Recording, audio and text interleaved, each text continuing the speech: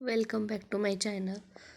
तुम्ही म्हणता एकदा कुठं चालले आवरून. तर आज ना शिवांच्या शाळेमध्ये ना गॅदरिंगचा कार्यक्रम होता. पण त्याच्या अगोदर आहे ना मला प्रिशासाठी ड्रेपरीमधून ड्रेस वगैरे काय आणायचे होते. ते तुम्हाला तिच्या कार्यक्रममध्ये ते दिसून जाईल ती कशात भाग घेतलाय काय झालंय. तर इथं चालली होती माझी आवरायची तयारी, सगळे कामं वगैरे आवरले. म्हणलं चला आता दुकानात जाऊ आणि दुकानातून तिला एक ड्रेस घ्यायचा होता मला. म्हणलं त्याच्यासाठीच माझी आवरावरी चालली होती. खूप धावपळ होती. परत शिवांचा पण शाळेत कार्यक्रम होता. त्याने खूप छान असं गाणं घेतलं होतं. तर चला.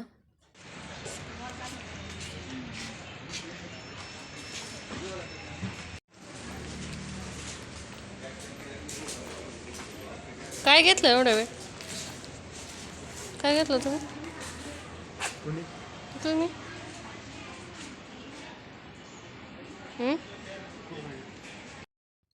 तर आम्ही तसं दुकानामधून डायरेक्टली आम्ही स्कूलमध्ये गेलो.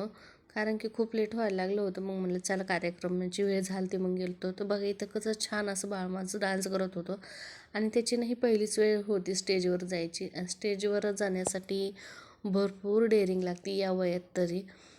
तर त्याने खूप छान प्रकारे डान्स केला. म्हणजे असं माणसाला एक फील होतं बाबा की कसं होणार, कसं करणार. याच्या अगोदर म्हणजे कधी डान्स स्टेजवर गेलेला नाही ना. त्याच्यामुळं खरंच खूप छान प्रकारे त्यांनी डान्स केला. किती केलं तरी वय लहान मुलं आहे तो. ते थोडं म्हणजे त्यांनी डान्स करू अगर ना करू, पण कसं की ते वरती स्टेजवर गेले, त्यांची स्टेज डेअरिंग वाढली. यातच पालकांनाही म्हणजे मनाला जरासं बरं वाटतं बाबा चला स्टेज डेअरिंग तरी वाढते. त्या वयात आपण तर किती घाबरत होतो हे आपल्यावरूनच घ्यायचं. तर खूप छान असं डान्स होता.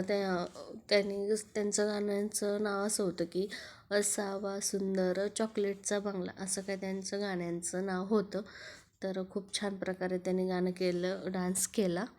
आणि त्या डान्सच्या अगोदर त्यांनी काय केलं होतं, जे विद्यार्थी स्पर्धेमध्ये जे उत्तीर्ण झाले कोणी बादलीमध्ये चेंडू, कोणी रनिंग, तर कोणी चित्रकला असे काही होते.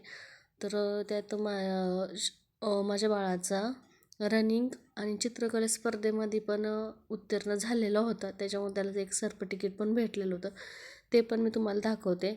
आणि तुम्ही म्हणता गाण्याचा आवाज का नाही दिला, तर गाण्याच्या आवाजाने व्हिडिओला कॉपीराईट येतं दिला. तर कॉपीराईट आला तर प्रॉब्लेम येतो. त्याच्यामुळे मी गाण्याचा आवाज बंद केला आणि म्हणलं चला असंच पाहूया. तर बघा त्यांची खूप छान मस्ती चालली होती. सावकाश सावकाश कुठं जायचं आता? चलो हम जाएंगे बघा. Dammani Dammani. Bye bye. Bye bye नाही, चला आता काय जाऊ ना आता आपण. कुठं जाऊ भाजीपाला आणू.